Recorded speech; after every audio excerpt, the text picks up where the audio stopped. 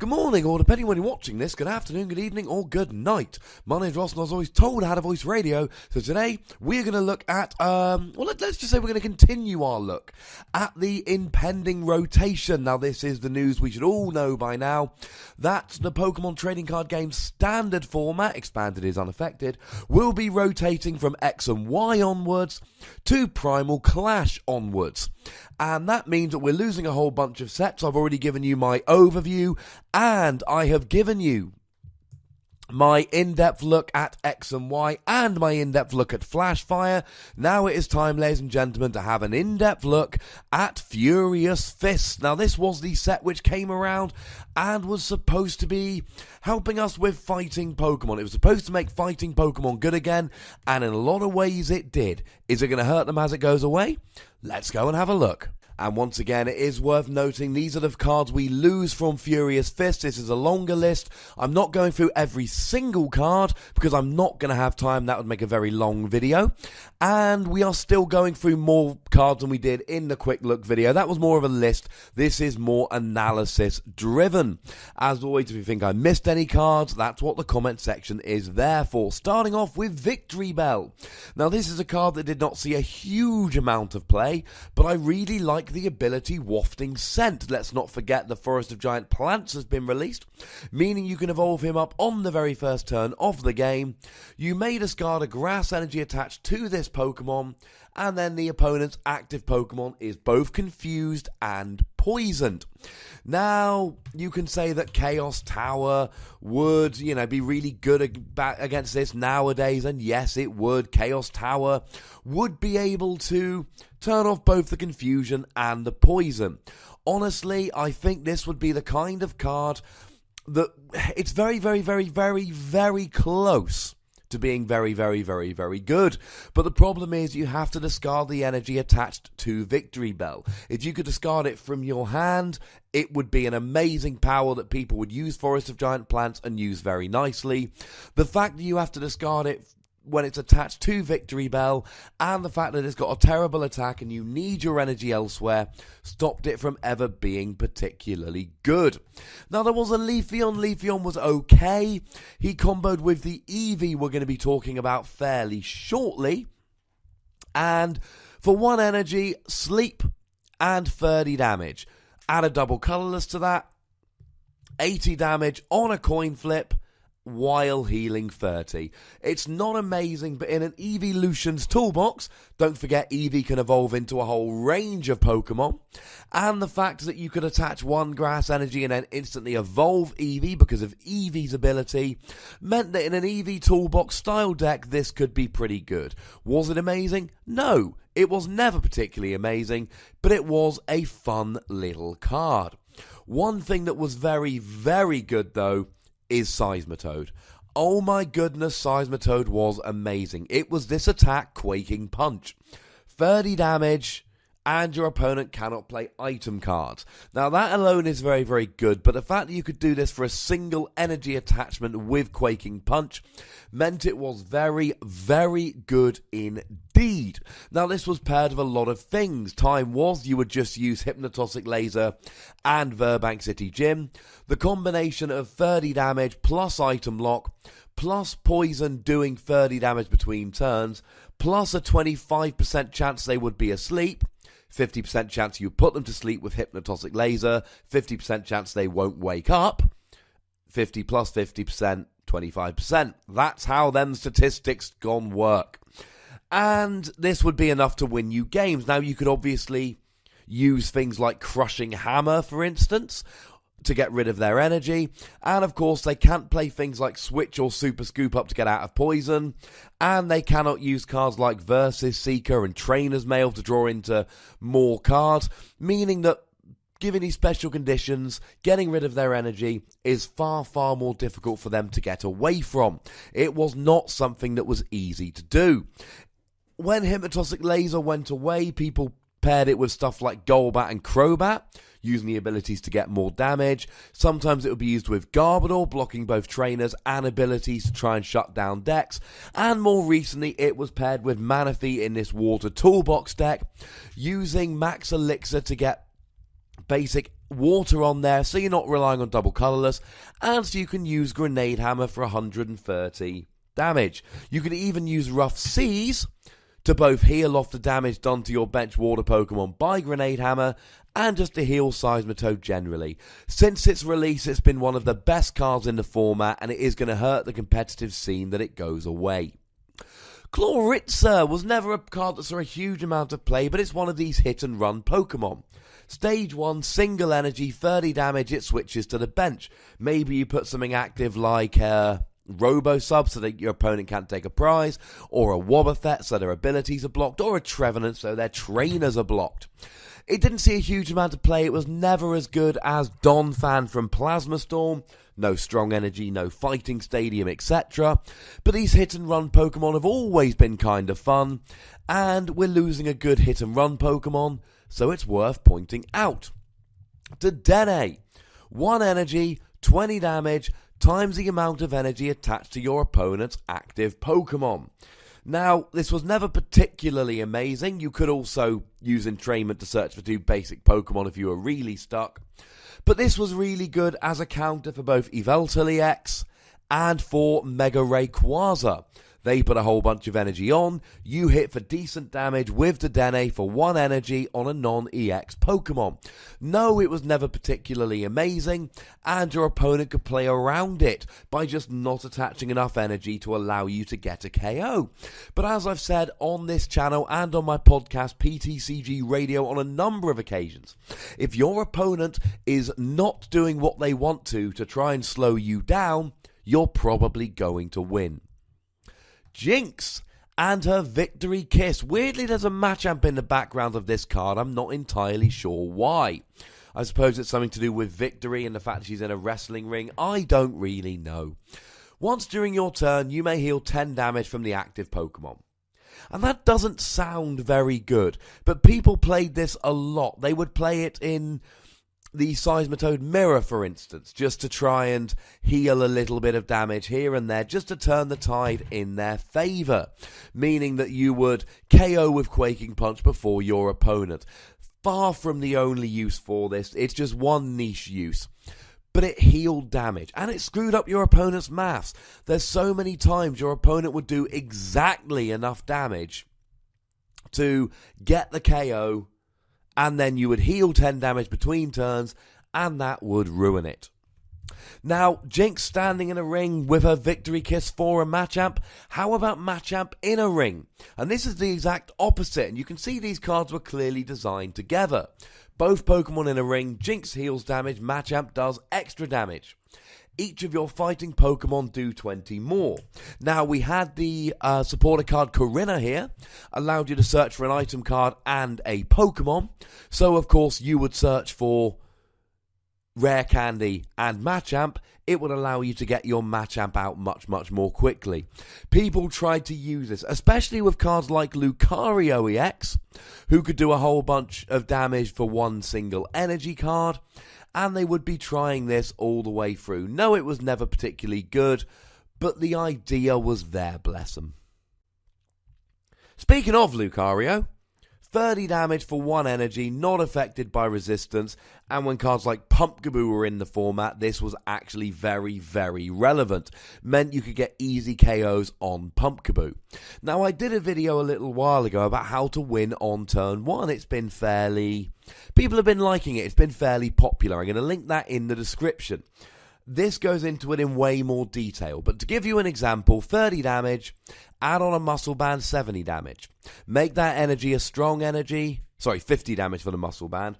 Add the strong energy as your energy, 70 damage. Pop a fighting stadium down, and now we're up to 90 damage. 30 for the base, plus 20 for the muscle band, plus 20 for the strong energy, plus 20 for the fighting stadium means you're up to 90. You see where we're going with this. Corkscrew Smash, 60 damage, and draw until you got 6 cards in your hand for 2 energy. That's some really nice consistency if you're drawing not very well in the late game, or if your opponent plays an N. You can also do 100 for free energy, but nobody ever did. One card for whom I had a particular soft spot was Mine Shao, and this was kind of like a hit or run Pokemon in a way. 40 damage for 1 energy, and put all the Pokemon and cards back into your hand. Now, of course, Strong Energy puts it up to 60, Muscle Band puts it up to 80, Fighting Stadium puts it up to 100. Oh yes. Now, cards like N forcing you to shuffle your hand really weakens this, but I got points at a League Challenge with this card. It was never the best. It had an insanely good Night March matchup. You would put a Robo-Sub in the active to try and stop your opponent being able to do anything. Yeah, they can KO the Robo-Sub, but they don't get a prize for KOing the Robo-Sub. That puts them back. Now, this was not a deck that was destined to win tournament after tournament, but you could turn up to a League Challenge and place quite well with it. It was a deck I was a big fan of. Tyrantrum, I saw people playing this occasionally, so a little bit of a mention. 60 damage for free energy, 150 if they've got special energy attached, which most Pokemon do. It was a little bit slow, but with the prevalence of cards like Double Colorless in the format, it was a little bit of fun. People did okay with it, but it didn't even do as well in tournaments as Mineshadow did. One card that I think is going to go down as one of the great underused Pokemon of our era is Hawlucha. And Hawlucha was really, really good. 60 damage for 1 energy, and it went through resistance, didn't go through didn't apply weakness, unfortunately, which is a little bit sad. I did donk a guy at a tournament once while knocking out his Thunderous on my first turn of the game as his only Pokemon. Sorry, Andrea, that was mean of me. Free retreat as well. If you wanted a starter in a fighting deck, it was just so good. We are losing Sylveon, and again, not unlike Leafeon, it is all about the Eevee's ability to set him up here. 30 damage for 1 fairy energy, but that wasn't what was really good. It was the fact you could move an energy to one of your opponent's bench Pokemon from their active. And most people, in most decks, in most games, have one card that they want to use to attack, and then they had a whole bunch of cards that they would go and put on the bench to help them. And obviously, in more recent times, it was all about the Shaman to help you set up. So what you would do is you would move the energy from the active to the Shaman and hope they ran out of energy and could not attack. If it was something like a strong energy, for instance, that can only be attached to a fighting, you could use Sylveon to move the strong energy to a Shaman, at which case it would be automatically discarded. A lot of fun. Dragonite EX, he had his moment. He had the ability Bust In. You get to put him into the active and move any basic energy from your Pokemon to him. Not unlike cards like Machamp Prime in the past. This is not a unique ability. We've seen this a few times, albeit variations thereof. And for 2 grass and the lightning, which is awkward, but let's not forget Double Dragon Energy exists.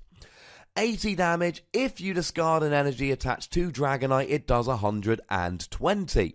It wasn't great, but it was moving energy off of him onto a new Dragonite and then using something like Max Potion that made him really good. Use a Dragonite, he's about to get KO'd, use Bust In with a new Dragonite, play Max Potion, job's a good un. And you could play this with something like Virizion EX to get all the grass energy down and then just manually attach the odd lightning energy. It was never game breaking, but it was good. And a friend of mine bought me 1 German pack of Furious Fists, and I pulled me a full art German Dragonite. And that will mean that Dragonite has always got a place in my heart. Noivern never saw a huge amount of play, but the ability Echolocation meant that people who wanted to be annoying were always going to play this deck. If any damage is done by attacks, flip a coin. If heads, prevent the damage. Now, it didn't prevent special conditions or things like that, and it was a Psychic, a Dark, and a Colorless to spread 30 to all your opponent's Pokemon. Now, you can use a Double Dragon to resist a Double Dragon and any other energy, but even so, that's an awkward attack cost. Spreading 30 as well takes a long time to KO anything. Yeah, Silent Fear on Trevenant Break does quite well, but it also blocks trainers and does it for a single energy. That's why it's better. But you know, funsies. And the last Pokemon I'm going to talk about is one we've talked about a few times already. It's Eevee, it's Energy Evolution. This circumvented the rules of evolution, i.e., you could just go ahead and evolve Eevee essentially whenever you liked. That was cool. I really liked Eevee, and I really liked the fact it got around things like Archeops, and I really liked the way that you just got to set up your Leafeon or Sylveon or whatever and go. We never had the evolutions that were quite good enough, but you know what? I'm okay with that. This Eevee was fun. And I played this Eevee when I played Evolutions decks, and I'm a bit of an idiot who doesn't like playing great decks all the time, so I did. Now, let's go through some trainers. We are losing Energy Switch, or we would be if it hadn't been reprinted as a secret rare in Roaring Skies, and again in Generations. We are losing Mountain Ring. Now, Mountain Ring, it protected benched Pokemon. Now, we have got a Mr. Mime that does the same thing, but it's not a stadium. Mountain Ring's a kind of stadium that we are going to miss. We are missing Sparkling Robe. Now, nowadays we're getting Bent Spoon. Now, Sparkling Robe and Bent Spoon are not entirely the same. Sparkling Robe prevented all special conditions. Bent Spoon stops any effects of attacks other than damage. Now, they are not entirely the same thing, but they're not a million miles away. Let's say it's an attack which inflicts special conditions, then it gets done by Bent Spoon and by Sparkling Robe. Whereas something like a Hypnotoxic Laser, which yes, I know is not legal anymore, would be stopped by Sparkling Robe, but it would not be stopped by Bent Spoon because it's not an attack. So, and a few people have said in my previous videos, where there is cards which are similar, can we have the alternatives? Well, there we go, there's an alternative for you. Now, one thing that really confuses me, we are losing Super Scoop Up, and I don't understand this. Super Scoop Up always gets reprinted. Super Scoop Up's always in the format. We must be getting a reprint of Super Scoop Up. We're also losing AZ, which is basically the supporter equivalent, although you have to discard all the cards attached to it when you pick it up. This is weird to me. Super Scoop Up allows you to pick up a Pokemon, so you can reuse abilities like Golbat and Crobat, or like Shaman, or you can just heal your Pokemon, or you can take a Pokemon off the bench, let's say something like a Shaman, so your opponent cannot get an easy KO for their final two prizes. It's weird that this is getting KO'd. I'm assuming it's coming back. We are losing Tool Retriever. Tool Retriever allows you to pick up Pokemon tools and put them in your hand. Why would you want to do that? Well, so you can change tools. Sometimes, let's say you put a Fighting Fury bout on a Pokemon. Let's say you put a Fighting Fury bout on an Yveltal. Excellent. Big HP boost. But then you want to break Evolve in the newer set coming out. Oh no! Now Fighting Fury Bout does nothing because he's not a basic, so you can switch it for a Muscle Band. Yeah, I know Muscle Band's getting rotated, but so's Tool Retriever.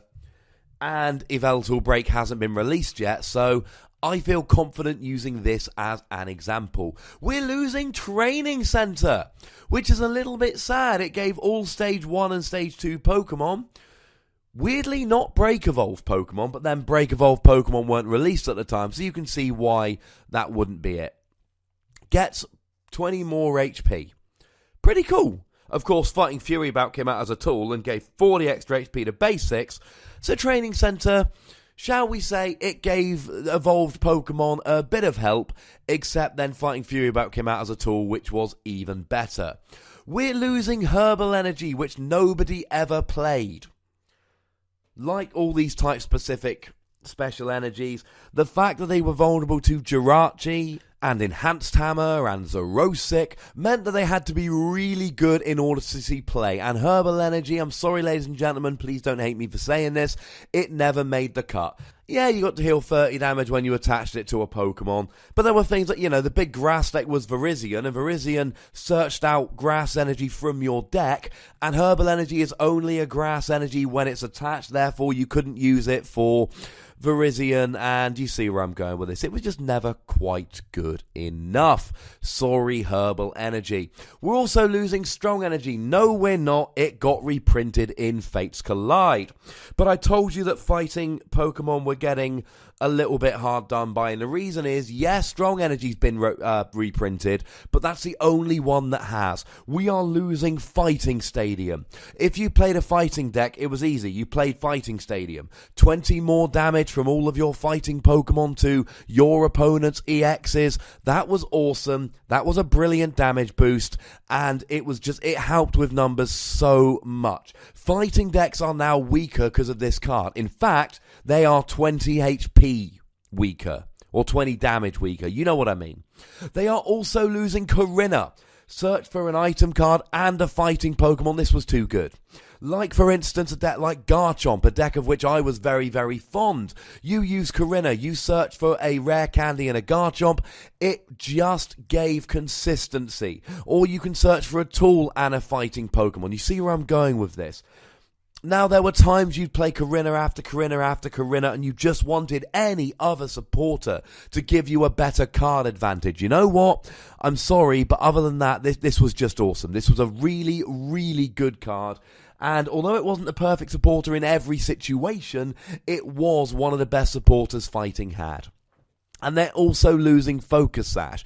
And given that Startling, Megaphone and Zerosic are being rotated, and getting rid of tools is incredibly difficult, i.e. you just have to KO the Pokemon to get rid of it, oh my goodness, this was something which we could have really used. Cards like, any fighting Pokemon, Garchomping, I really liked this on Regirock, although an expanded will still have Regirock, with the Omega Barrier so it couldn't be discarded. This, along with Primal Groudon, is about to get stupid. Now, it only avoided one-hit KOs, so as soon as you put any damage on a fighting Pokemon, Focus Sash became useless. But if you were going to get a one-hit KO, the fighting Pokemon went to 10 HP instead. Really good, really fun tool, and we're going to be sad to see it go.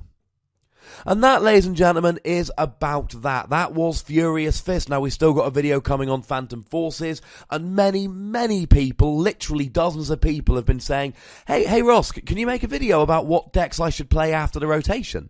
Why, yes. Yes, I can. Now, you're going to have to wait for the Phantom Forces video. That is coming shortly, but you know the deal, ladies and gentlemen. There is a comment section. Tell me which cards you are going to miss. Tell me if there are any cards that you liked that you thought I forgot. Again, we're at 22 minutes. I couldn't have put in many more, but I still want to hear what you're going to miss in the comments. There's a like button. Click it, click it, click it, click it, click it. Have you clicked it yet? Why, thank you. You're a lovely person. And there is a subscribe button. I'm assuming by now you're subscribed. I don't think you hate me on a personal level, but if you're not, click that subscribe button, and if you are, bit of homework, find a friend to subscribe on your behalf. And as always, ladies and gentlemen, by far the most important thing, look after yourselves until next time. Thank you very much for watching. My name is Ross, and you've been watching PTCG Radio.